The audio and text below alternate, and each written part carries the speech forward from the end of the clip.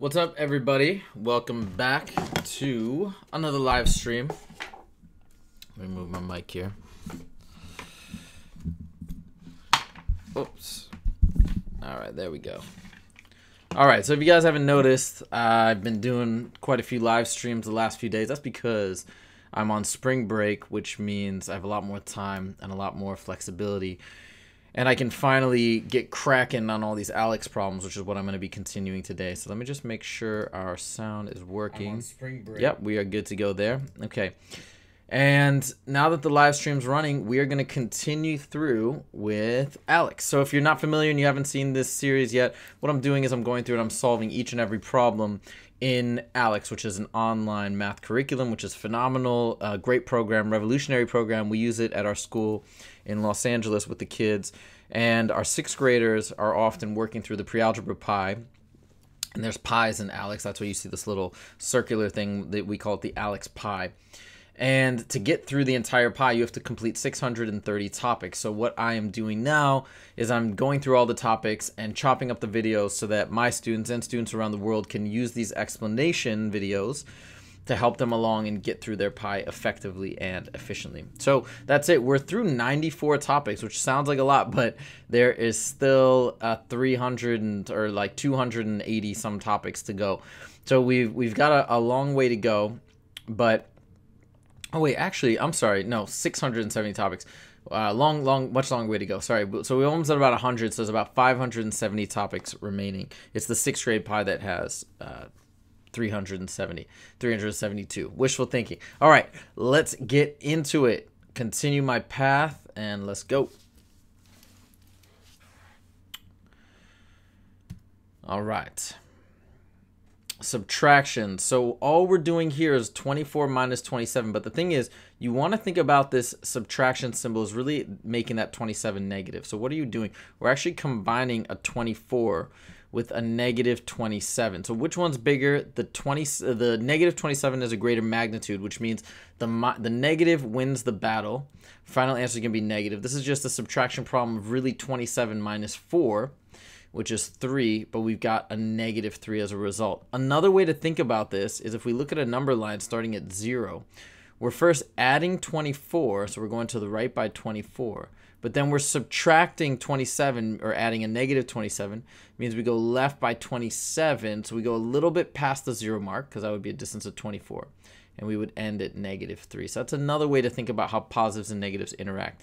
Now let's look at this, 8 minus negative 4. Whenever you see a minus, a negative, you should immediately connect and make into a plus. Minus a negative is the same as plus.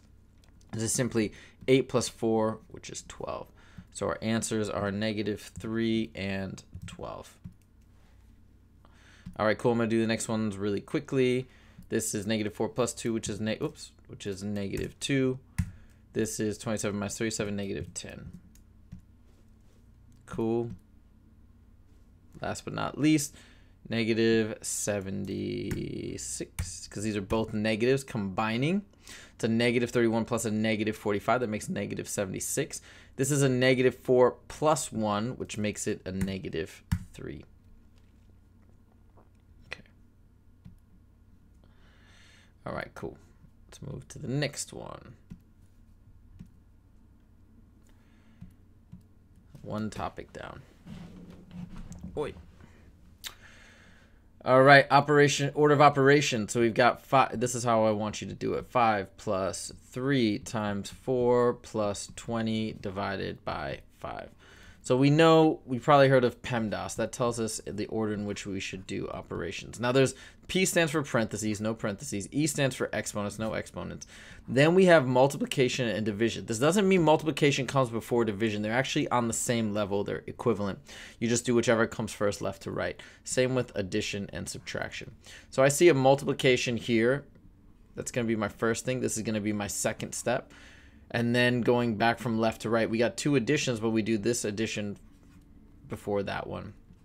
And these are the orders. So now you watch. So first we do 3 times 4, which is 12. 5 plus, and then plus 20 divided by 5. Then since this is our second step, we do this guy next. 20 divided by 5 is 4. Now we have 5 plus 12 plus 4. And now this is our third step between here, this plus. Now it's turned into 12, but that's okay. 5 plus 12 is 17.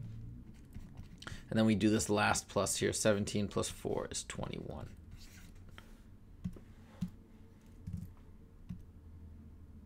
All right, cool.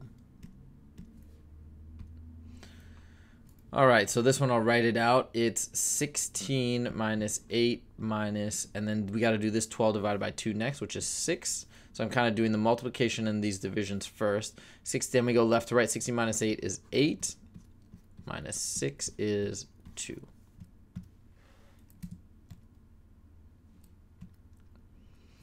All right, and next we've got, so I'm going to do it in my head. 20 divided by 5 is 4 plus 4 times 5 is 20 minus 8. You see how I did the multiplication of these guys and multiplication here and division here in my head. And then we do left to right. 4 plus 20 is 24 minus 8 is 16.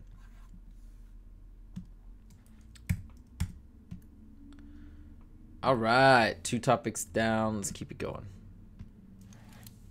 Perimeter of a polygon. So this polygon here, what do we do to find the perimeter? All we do, the perimeter is just the sum of all the sides. So all we got to do is write these down. 8, we've got 8, 9, 8, 12, and 15, and add them up. So let's add these guys up. We got 8 plus 9 is 17, plus 8 is 25, plus 5 is 30, plus 2 is 32. Carry the 3, 3, 4, 5. So it's an area of 52, and just watch the units. It's in inches, therefore the perimeter is also in inches. Okay, there we go. All right, this one is a little easier. 31 plus 20 is 51, and that's in yards.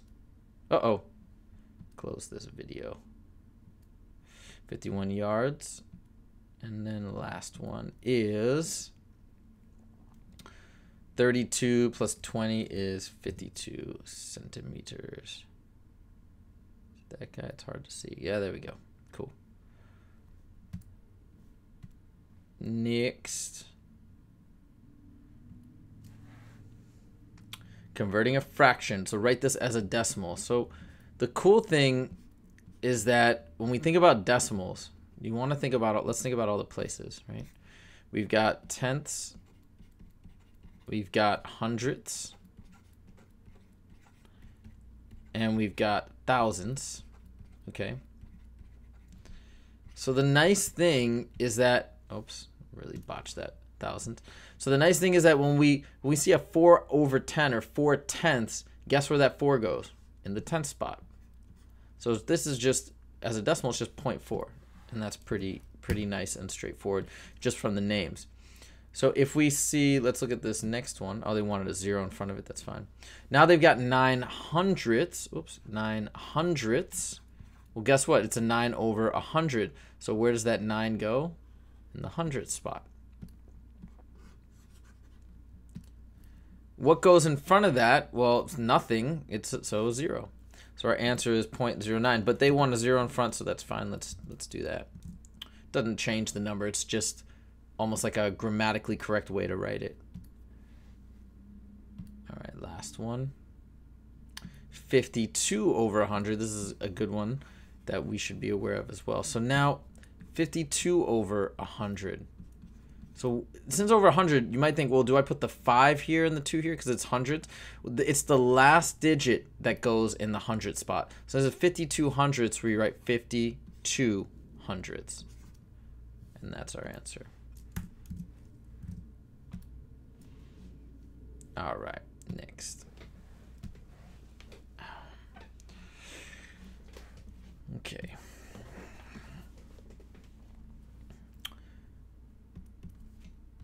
All right, so Jenny had $115 to begin with. She just spent B dollars. She had $115 to begin with. She just spent B dollars. Using expression, using B, sorry, write an expression for the number of dollars she has left. Well, let's think about it like this. If she had 115 and she spent $10, she would have $105 left. You just subtract the 10. Well, we don't know what she spent, but she spent B dollars. So it's the same principal operation. It's 115 minus B.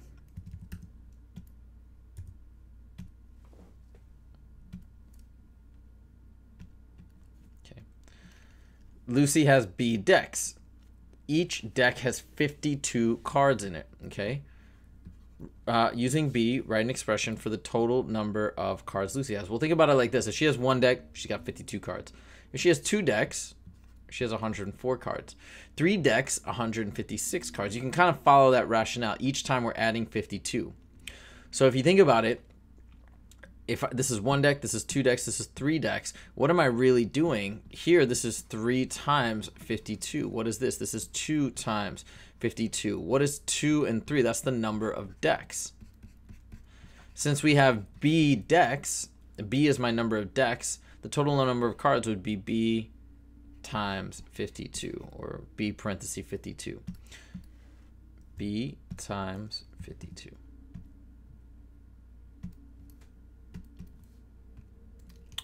Last year, there were 222 pies baked for the bake sale. This year, there were N pies baked. Using N, write an expression for the total number of pies baked in the 2 years. So last year's plus this year's. Well, how many did she bake this year? N. So it's 222 plus N. All right, cool.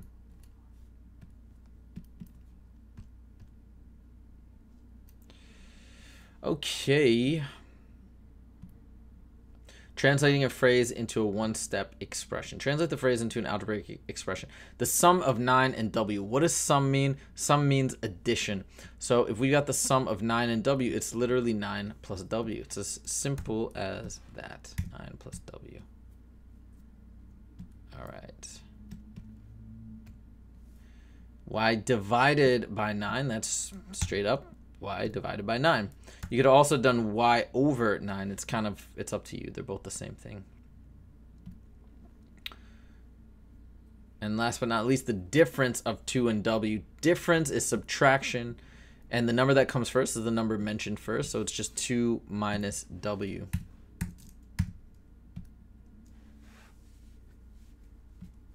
All right, great. Keep going.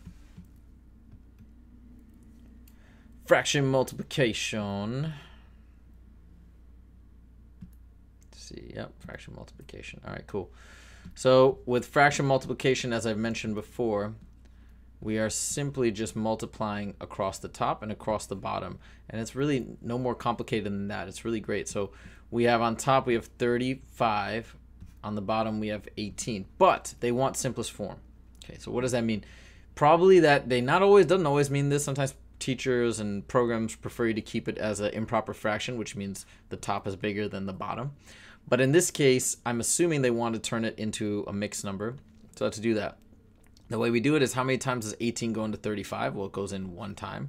And then what remains, what's left after we kind of extract an 18 out of 35, what's left is 17, which would be the remainder if we divided 35 by 18. 17 out of 18. So we pull as many 18s as we can out of this 35.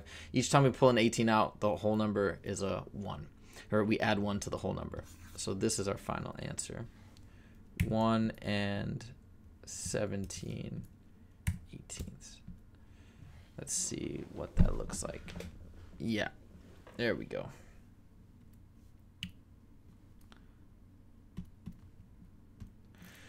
Next we got 9 over 10 times 2 over 3. Same deal, but we can make life a little easier in this case. This one we can actually do some cross simplification. So I mentioned in another topic, we look across, and we can look up, down, or across as long as we're going between the top and the bottom. We can see that here we got a 2 and we got a 10, and they have common factors. What is that common factor? 2. So we can divide both the 2 and the 10, as long as we do it to both the top and the bottom, by 2. 2 divided by 2 is 1. 10 divided by 2 is 5. What about the 9 and the 3? Well, they can both be divided by 3. 3 divided by 3 is 1. 9 divided by 3 is 3. And now look, we've got a really easy multiplication problem. It's 3 times 1 and 5 times 1, which is 3 over 5. Do you have to do the simplification? No. If I didn't, I would have multiplied across and gotten 18 over 30. 30. But then we look at it and be like, oh, now we can divide the top and bottom by 6. And you'd still get 3 over 5. It's the same thing. So if you forget this or don't catch this, you're still going to get the right answer as long as you eventually simplify. 3 over, 5. Okay. Okay, now we got 9/14 times 2 over 3. Same deal. These can both be divided by 3. That becomes 1. That becomes 3. These can be divided by 2. Becomes 7 and 1. 3 times 1 is 3. 7 times 1 is 7. 3 over 7. Okay. All right, combining like terms, whole numbers, coefficients. So what is a like term? We got to have the same variable, or two numbers without variables are also like terms. So some people might be like, oh, 8b minus b equals 8. The b's cancel out. That's not what this is. In fact, there's an invisible 1 here. That's a b, which means it's 1b. So 8b minus 1b is the same as if you have 8 apples minus 1 apple, you'd have 7 apples. In this case, 7b.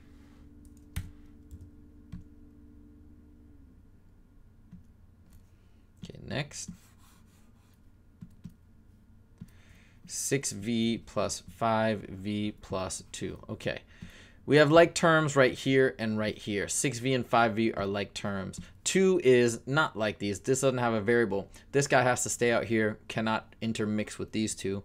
6v plus 5b, v, that's like 6 apples plus 5 apples. That's 11v plus 2. And I know it looks weird, but the final answer, you keep that plus in there. You don't do anything. It just kind of hangs there, and that's the final answer. 11v plus, plus 2.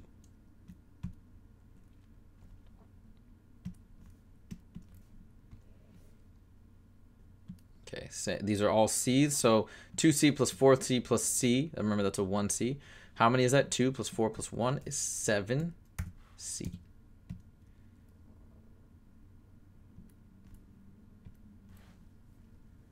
All right, here we go. Division of a decimal by a whole number. 24.3 divided by 9. Okay, so let's go ahead and set it up like this.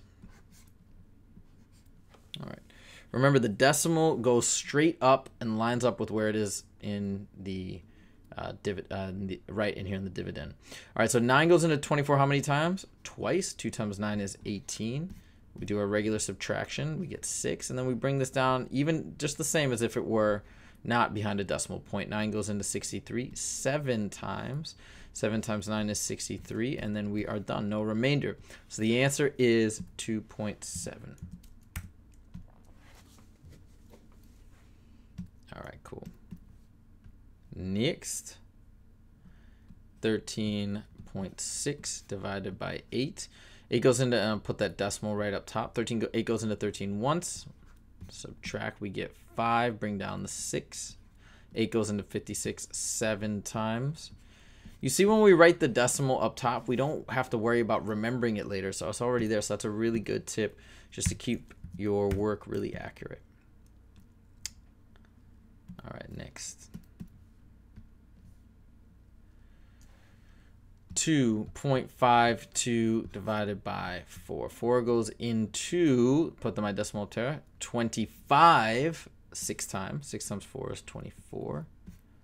Bring down the 2. 4 goes into 12 3 times. We get 0.63. Oh, actually, they're going to get me mad because I didn't put a 0. They always like to have a 0 in front of it. All right, keep going.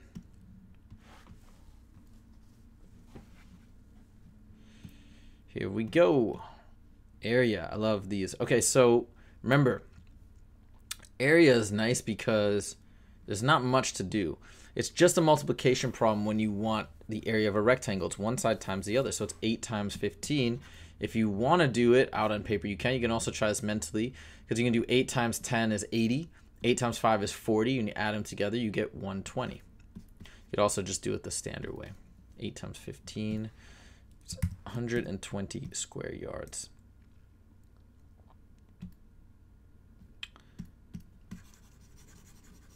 All right, let's knock these other two out. 6 times 30 is 180.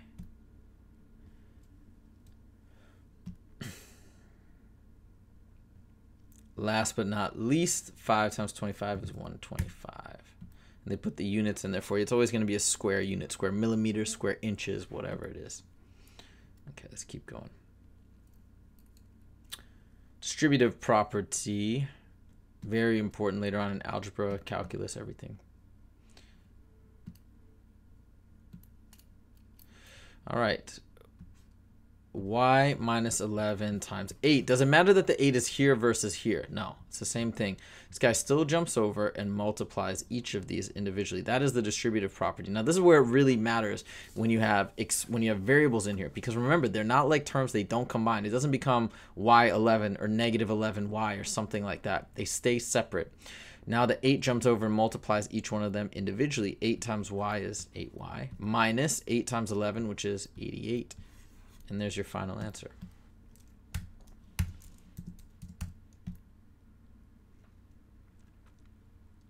All right, cool. Let's keep going.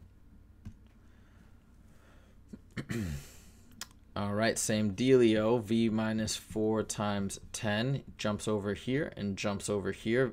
10 times v is 10v minus 10 times 4, which is 40.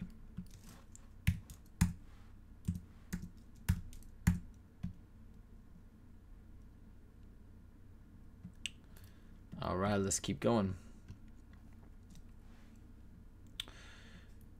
Last one, same deal. Now it's on the left side. Jumps over and jumps over. 11 times 3 is 33 plus 11 times x, which is 11x. Because remember, 11 next to a parentheses means it's multiplying. So don't just think I'm making up multiplication. This is already a multiplication problem. We're going to get out of the habit of using an x to denote multiplication. Why? Because we use x as a variable. So it's this weird phase in your math education where you have to completely unlearn the usage of a certain symbol, which is really bizarre, but it is what it is. Cool. All right, next. Quotient with remainder.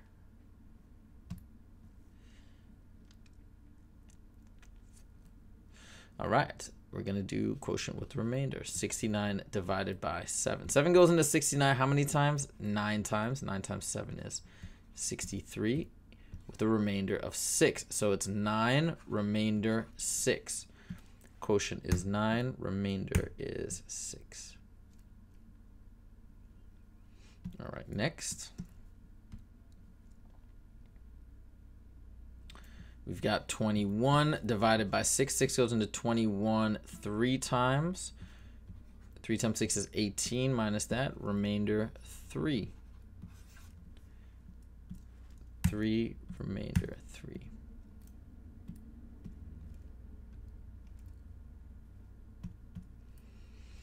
Last but not least, 41 divided by 5 goes in 8 times with a remainder of 1. All right, we don't go into the decimals. We're done right there. It's 8, remainder 1. Cool. Next.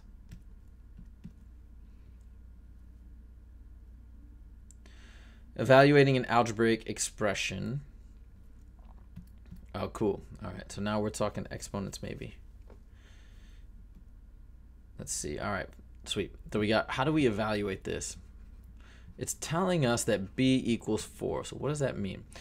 And what do we do with this? This means that if b equals 4, all we got to do is replace the b in this expression with 4. So we just simply rewrite it. I'm going to put parentheses around it so we know this is multiplying. It's not just 54. It's 5 times 4 squared. And you see how I've kind of done that? So where the b was, now there's a 4, and now we evaluate it. What do we do first? Multiplication or exponents? Exponents. Remember Pemdas. That tells us that exponents comes before multiplication. So we do 4 squared, which is 16, and then 5 times 16, which is 80.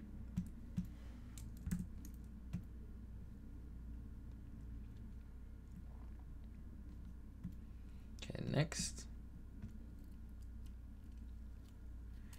All right, evaluating the expression. So again, we have p squared minus 13. We're going to plug in a 9 for p, and that becomes 9 squared minus 13. 9 squared is simply 81 minus 13, and we do that subtraction, and we get 68.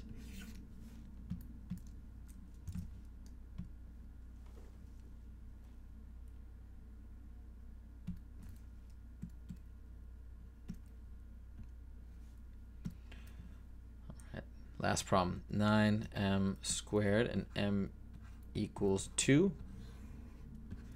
9 times 2 squared. 2 squared is 4.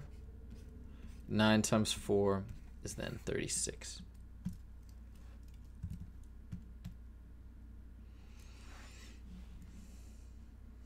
All right, sweet. Next.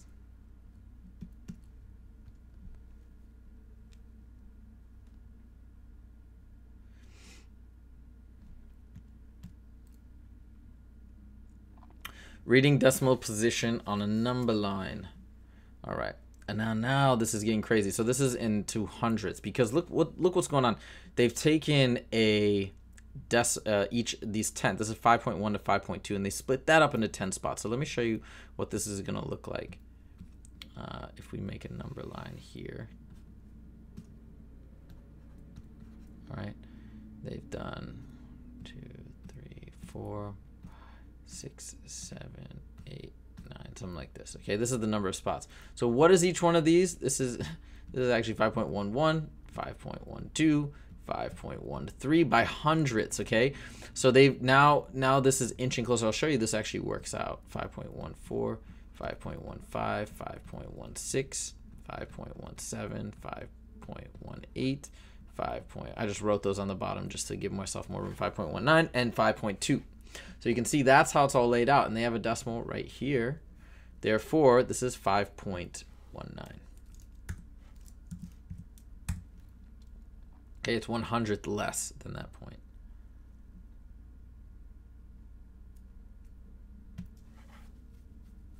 Okay.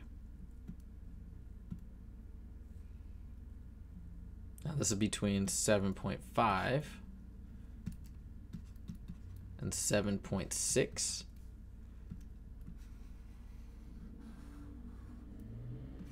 So let's try and evaluate it again. So remember, in this case, we've got it 1, 2, 3, 4 on the 4. 1, 2, 3, 4. So remember, this is 7.51, 7.52, 7.53, and 7.54.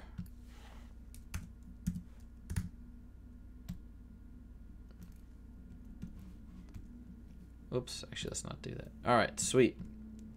And last but not least,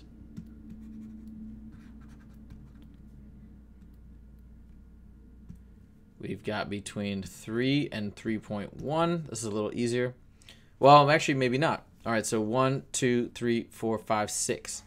So this is not 3.1. Remember, this is 3.01, 3.02, 03, 04, 05, 06. So this is 3.06.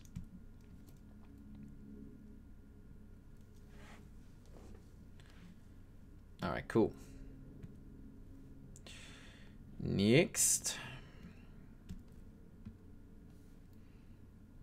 Addition or subtraction of fractions with the same denominator.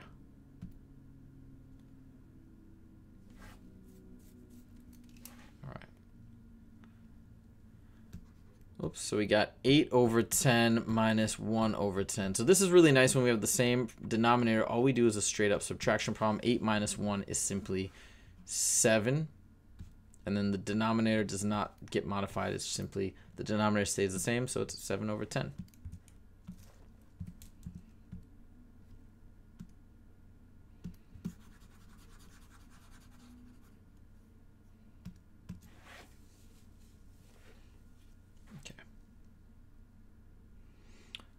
Here we go. 5/9 was 3/9. Remember, we just add the numerators and don't change the denominators. And that's that.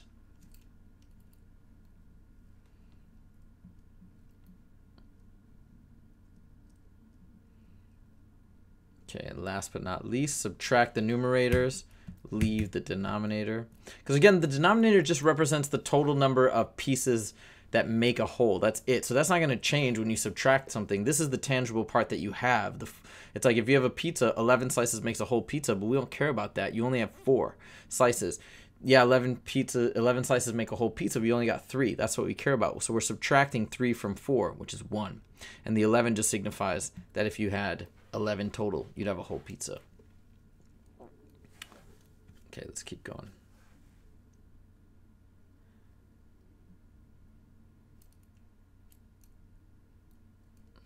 All right, multiplication by a power of a decimal by a power of 100, I believe, or 10. Oh, by a power of 0.1. Cool. Okay, so this is actually really cool. What's going on here? And this is going to give you a really nice trick to remember when you're multiplying by 0.1. So if we have 4.18 times 0.1, it's like when you multiply by 10, you know, you move the decimal to the right, right? Well, when you multiply by 0.1 or 0.01, you're moving the decimal to the other side. But you look how far behind the decimal is the 1. Well, it's only 1 spot. So if we multiply it, we move the decimal 1 spot to the left, and you get 0.418. They always want that 0, so we'll put it. This isn't wrong, by the way. You can say this. It's just not it's not the correct syntax in a sense. Like, it's still the right number, but we like to have a 0 there. Just like when we state money, we say $2. You don't need these 2 zeros necessarily. If you just wrote 2, still the same thing, but we like that as a convention. Next, we have 57.3 times 0.01. Now, how many spaces back is the 1 here? It's 1, 2 spaces. So when we multiply, we move the decimal spot once, twice. So the final answer is 0.573.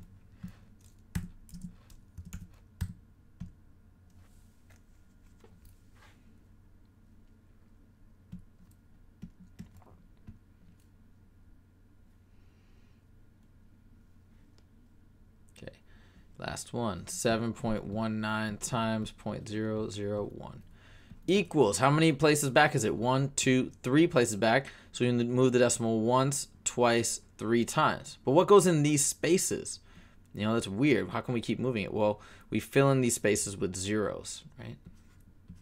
So our answer is 0.00719. 0.00719.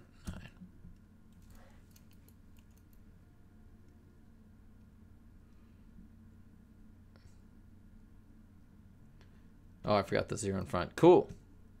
Let's see if we just have any questions really quickly. No, we are good. Okay.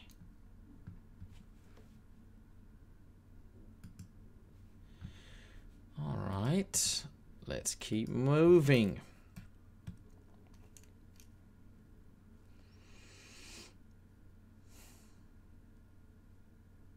Here we go. -7 minus 5 plus 4. Addition and subtraction with 3 integers. So since it's just addition and subtraction, we don't have to worry about order of operations. We just go from left to right. So first of all, how do we do -7 minus 5? The way to think about this, anytime you see a minus sign, it's really a negative number. It's adding a negative number. So look, we're adding 2 negatives, a -7 and a -5. They're on the same team. So it goes up to 12. They just add, but the answer is negative. Now we got different teams, positives and negatives, which means it's a subtraction problem, just like if it were 12 minus 4, which is 8. But the question is it a positive or a negative 8? Since there's more negative than there is positive, the negative wins the battle, and we're left with a negative value, -8.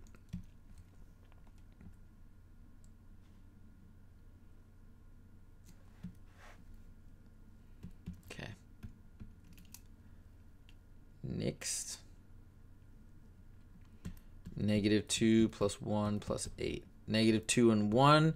We subtract since they're on opposite sides. 2 minus 1 is 1. Negative's bigger, so negatives wins the value. More negative, I should say, not bigger. And then we have a -1 plus 8, still a negative and a positive, so it's subtraction. 8 minus 1, which is 7. But there's more positive here, so the positive wins, and it's a positive 7.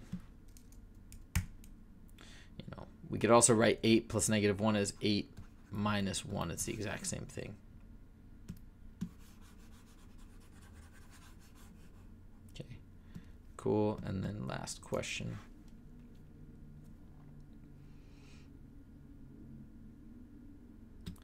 Seven minus 9 minus 1. All right, so again, I'm going to change these to plus negative just so we know. This is a 7 combining with a -9. Subtract since there are different teams. So it's like 9 minus 7, which is 2. Negative dominates because that's more negative than positive, so we got -2. And then we got -2 plus -1. Guess what? Same team, so we just add them together. We get 3, both negative, so the final answer is -3.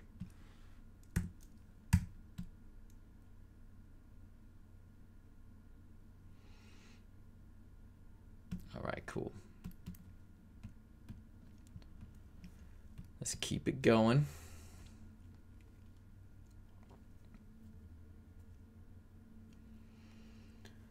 Evaluating a linear expression. All right.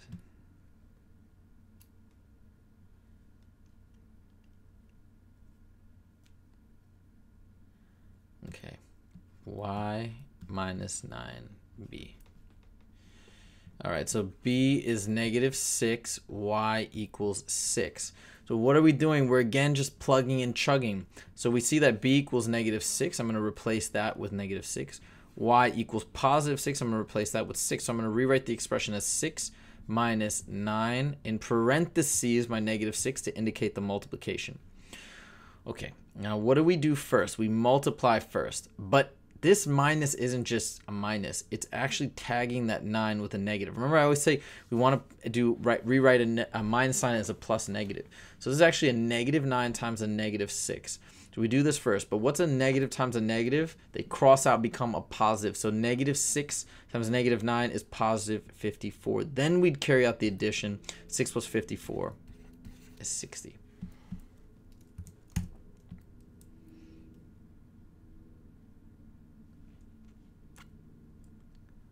All right, excellent, excellent. Next. -4a plus b. All right, so a equals 5, b equals -5. So a equals 5, so we bring that over here. B equals -5, so we bring that over here. Okay, so we got -4 times 5. Right, I'm just replacing it plus -5. Okay, so now let's do the multiplication first. Negative times a positive. Negative infects the positive, so it becomes, final answer becomes -4 times 5 is 20. Plus -5, same team, so we add them together and we get 25. But since they're both negative, it becomes a -25.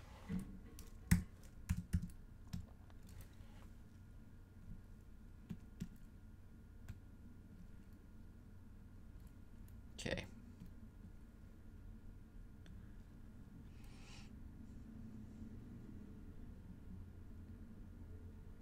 Four y minus c, same deal. C equals -7, y equals 5.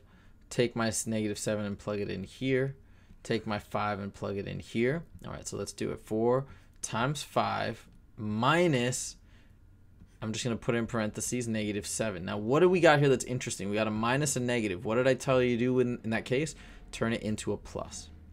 So now we've got 4 times 5 first, which is 20, plus 7. Add them together, and we get 27.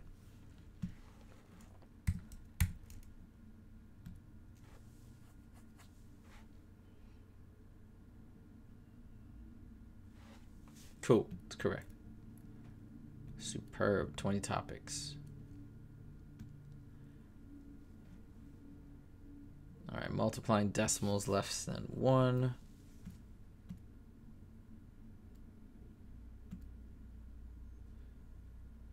Whoops, See, now it's starting to hit that point where it's slowing down. Problem type 1.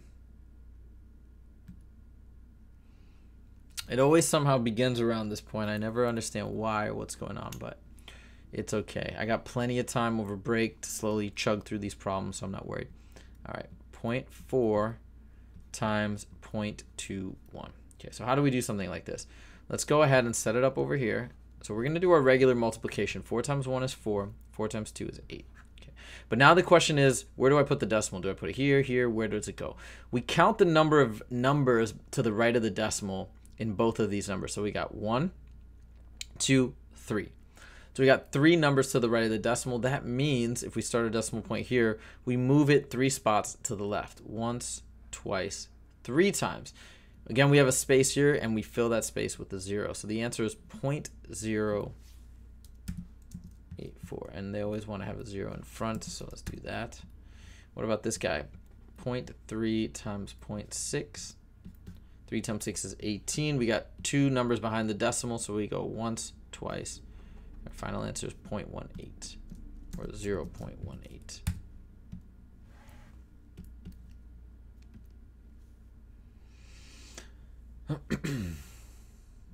Cool.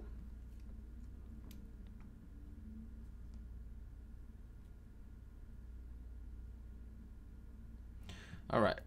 0.8 times 0.3. 0.3 times 0.8. So what's 3 times 8 is 24. 2 numbers behind the decimal. Once, twice. 0.24. And this one is 0.5, whoops, times 0.07.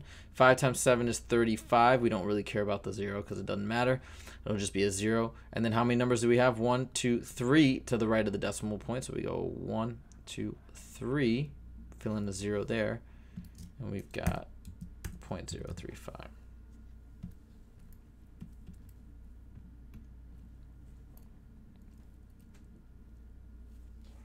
Cool.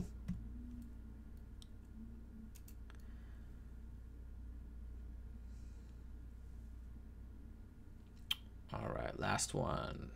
And do this one in my head. This is 0.48, and this is 68.068.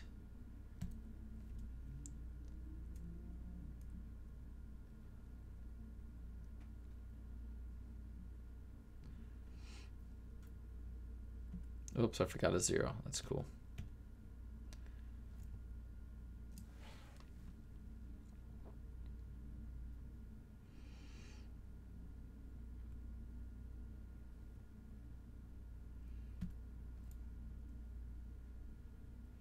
Here we go, introduction to ordering decimals. All right, so let's compare. When we're trying to compare things like 0.15 and 0.41, we need to make sure their decimals are lined up, and then we go from left to right and compare the digits. So 0, 0, no difference. The first time we see a discrepancy, 1, 4, whichever one is bigger in the first one on the left, this guy is the winner. Even though the 5 is bigger, it doesn't matter. This is like comparing 15 to 41. 41's obviously bigger, so we go this way. How about this? 7.9, 7.05. Let's do the same comparison.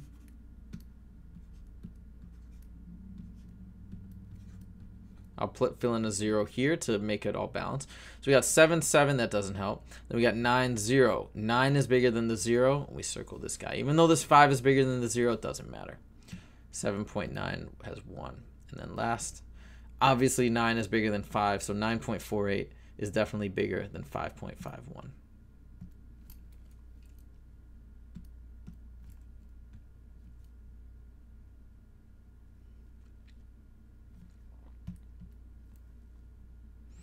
Let's do one more here.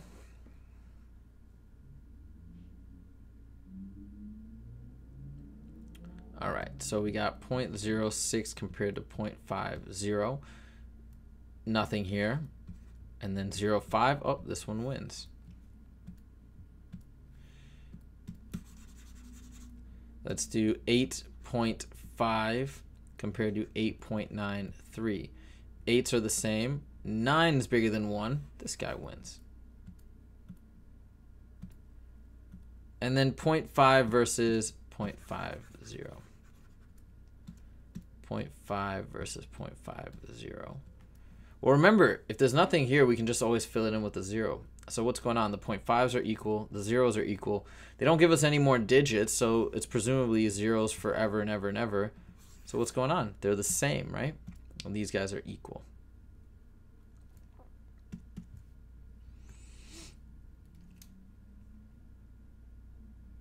Okay, cool. Let's go on to the next topic. Oh, we still got one more. All right, this one I'm going to blast through really fast. That guy equal that guy.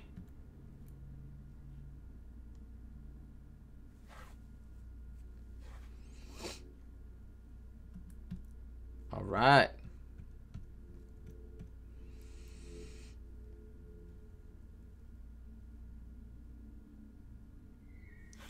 Converting a proper fraction with a denominator of some sort.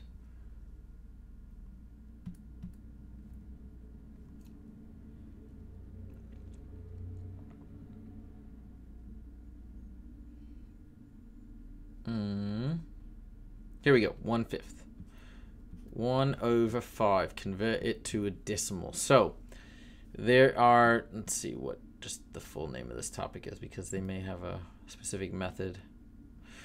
The standard way to convert a fraction to a decimal is you turn it into a division problem. Okay, so it's with those specific ones. So there's like tricks that you can do with 2, 4, and 5 specifically. I'll show you the trick in a second. But traditionally, for any number, if you want to convert it to a decimal, you just divide the numerator by the denominator. So 1 divided by 5. 5 can't go into 1, so we turn it into 1.0. 5 goes into 10 now, 2 times, and there's your answer, 0.2.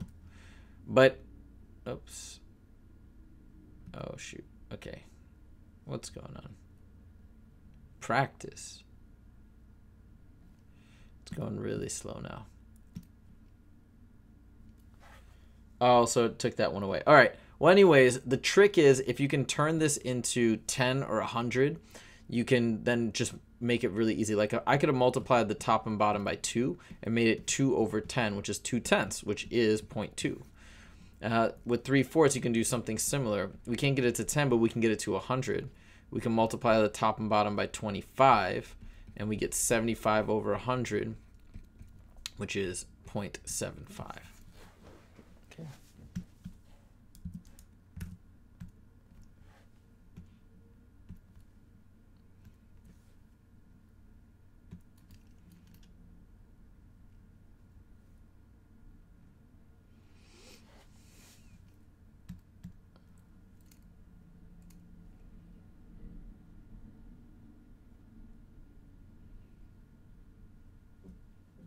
All right, 4/5, same idea. So we multiply the top and bottom by 2 to get this up to 10, and we get 8 out of 10, and that's a really nice trick because now 8/10 is just 0.8. So got to make sure to remember the 0 in front.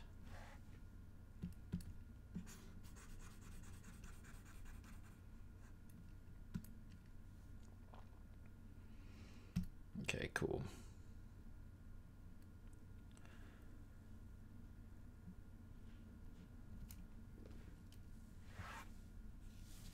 All right, next.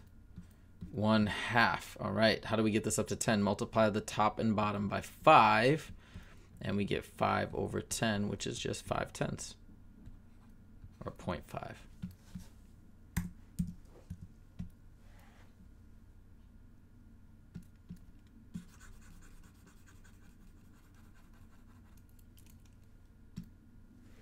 Cool.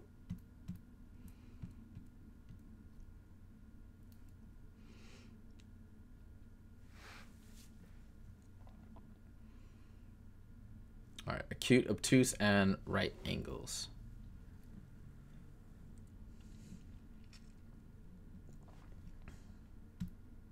Here we go. So what is a right angle? What is an acute angle? And what is an obtuse angle? Right angle, you probably know. Right angles are just exactly like what you see at a square. Okay, it's like a perfect L shape. What is an acute angle? You want to think about it as like, oh, it's a cute little angle. It's smaller than a 90-degree angle. And then an obtuse angle is anything greater than a 90-degree angle. So like this distance in here. Greater than 90, less than 180. So now let's look at all these values. So first of all, A is obviously right? 90 degrees is exactly a right angle. It looks like a right angle. 100's greater, so B is greater than a right angle, so it's obtuse. C is less than 90, 60, so it's acute. It's a cute little angle. And then D is also greater than 90, so it's also obtuse.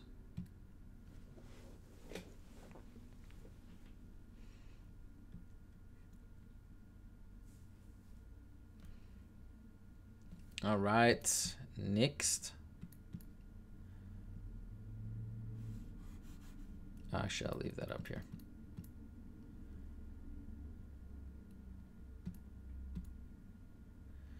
All right, classify the four angles of the quadrilateral. B is less than 90, so it, no, let's start with A. A is 90 again, so it's right.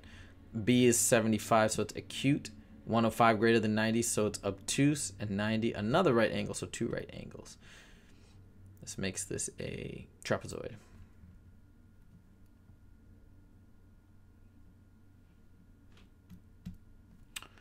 All right, and last one.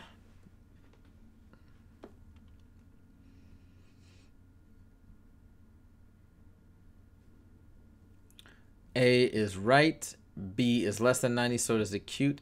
C is greater than 90, so it is obtuse. D is less than 90, so it is acute.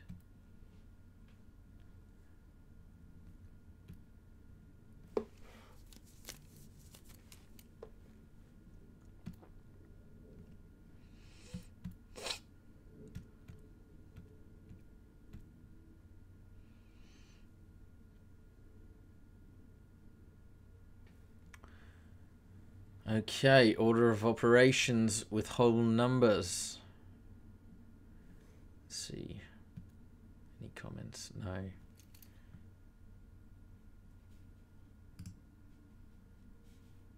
All right, this will be fun. So let's go ahead.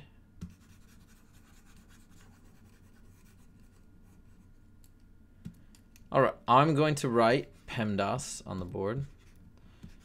And I'm also going to put a box around these guys and these guys to denote that they're on the same level. Now let's evaluate this entire thing.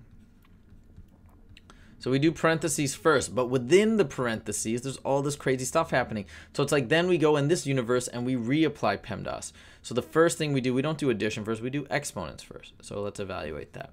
So 6 plus 2 to the 5th, I actually have it memorized as 32. But if you don't have it memorized, it's this. 2 times itself 5 times. So this is 4, 8, 16, 32. All right, next we've got 6 plus 32, and that's 38, still inside the parentheses. So now we've evaluated everything inside the parentheses.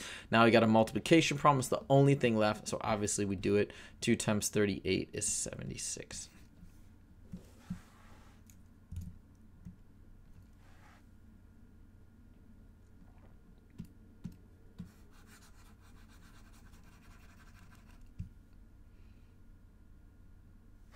All right, let's do another one.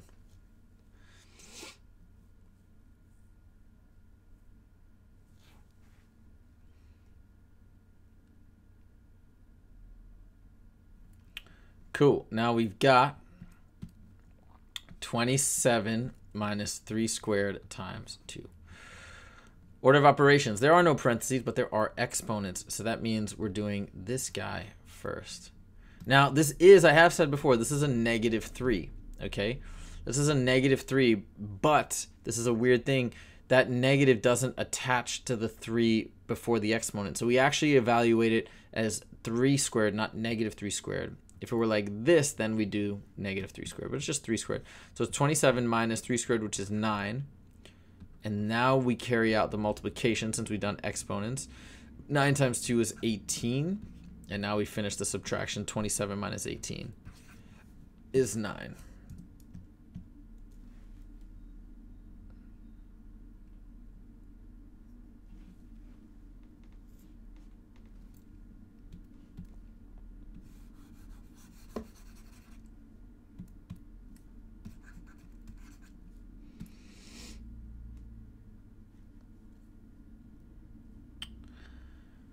All right, here we go. Next, we've got 3 times 1 plus 5 squared. All right, same thing, evaluate in the parentheses first. 1 plus 5 is 6. Now we have 3 times 6 squared. We got an exponent. Just do that next. 6 squared is 36. And then 3 times 36 is 108.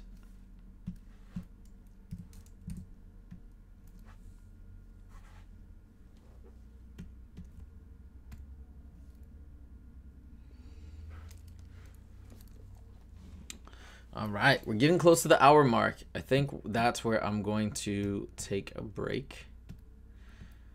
By the way, guys, if you're watching and if you haven't checked out my YouTube channel lately, just released a new math music video on Sunday called Exponents. You should make sure to check that out if you haven't done so yet. I think it's one of my best math music videos and songs, and it really explains the concepts of exponents, I think, pretty clearly. So definitely check that out if you haven't yet. And I got a new song that I'm working on, which is all about imaginary numbers, which I'm very excited about. Just laid down the beat, and I think it's coming out really well so far.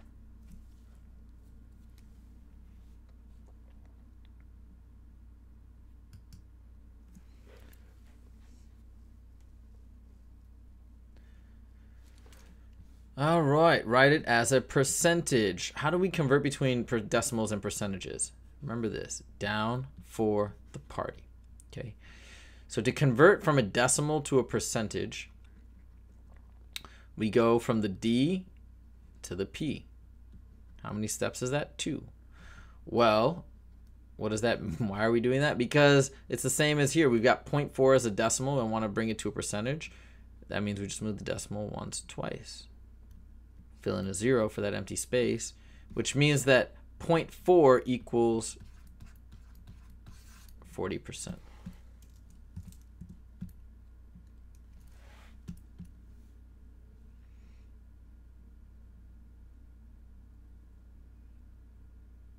Okay, let's try another one here.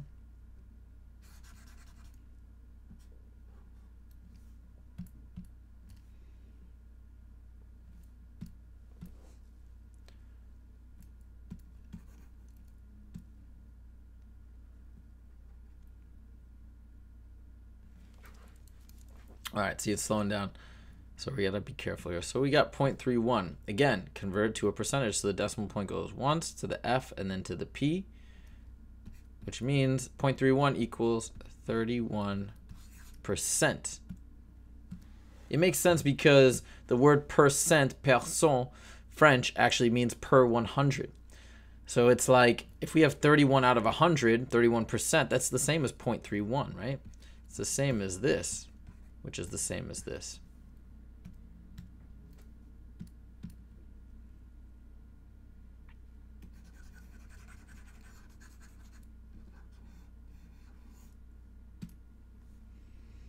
Okay, double credit, last question.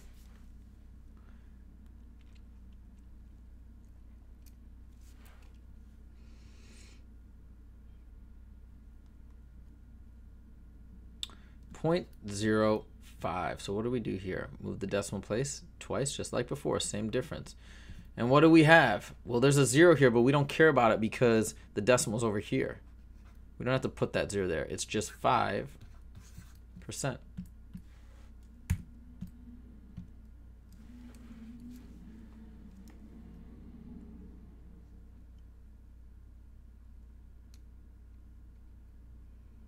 All right, cool. I think I'm going to do one more topic.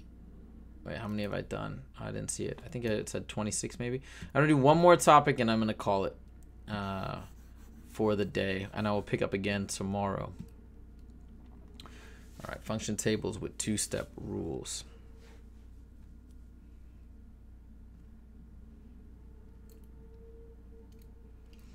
Cool.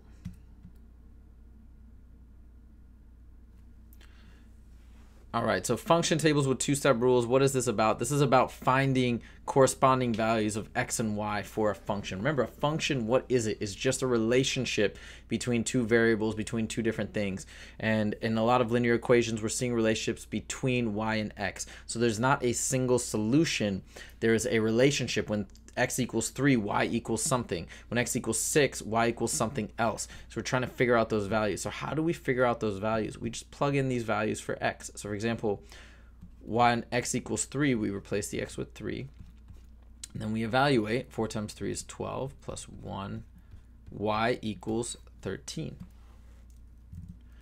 When x equals 6, 4 times 6 is 24 plus 1 is 25.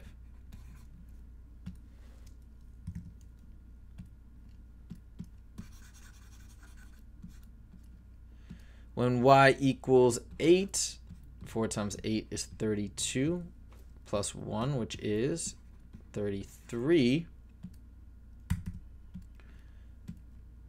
And when y equals 10, x equals 10, excuse me. 4 times 10 is 40 plus 1 is 41.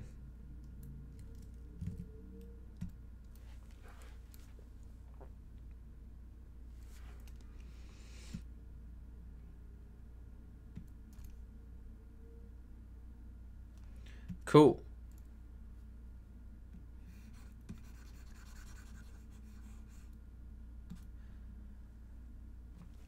All right. See, do you see how now it's getting slow?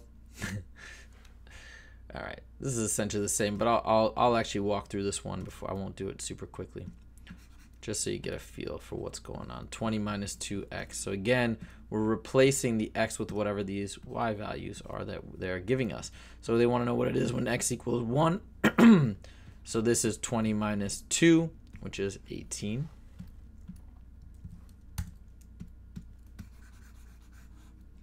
When x equals 3, this is 20 minus 6, which is 14.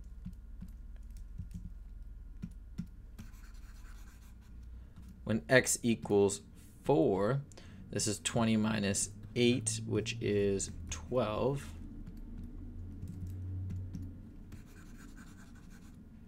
And then when x equals 6, this is 20 minus 12, which equals 8.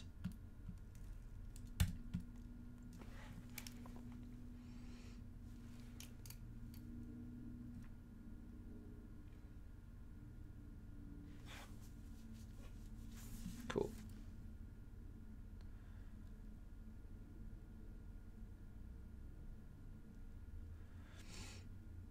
Last one, I'm going to do this one as fast as I can. All right, so I haven't made a mistake this entire live stream, so hopefully I don't make a mistake here. That'd be kind of cool. So 3 times 6 is 18 plus 3 is 21. 3 times 7 is 21 plus 3 is 24. Oh, these are all stepping up by 1, so this is nice and easy. 27 and 30. Let me just make sure. 3 times 9 is 20. Yep. 8, 24, 27. Okay, that should be good. Let's keep the streak.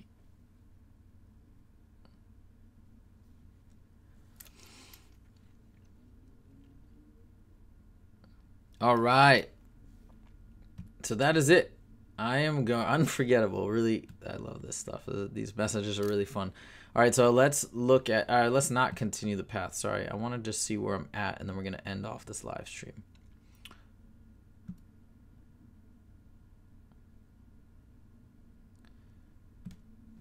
Where we go here.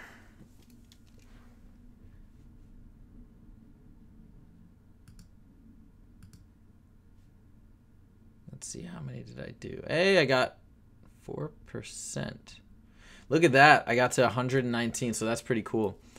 So 4%, so I was at 94, so 114, 25. Well, it's not that many actually that I did. So I did 25 topics just now, which is all right. Decent stretch for an hour. All right, so that is it, guys. I hope you enjoyed this live stream. And again, tomorrow, I'm going to continue on with the ALEKS problems. I'm also going to do my weekly SAT Khan Academy live stream as well early in the morning. So make sure to check that out. And like I said, if you haven't checked out my Exponent song, definitely do that. Just released it. So I hope you enjoy that. And that is it. I will see you guys next time. Take it easy.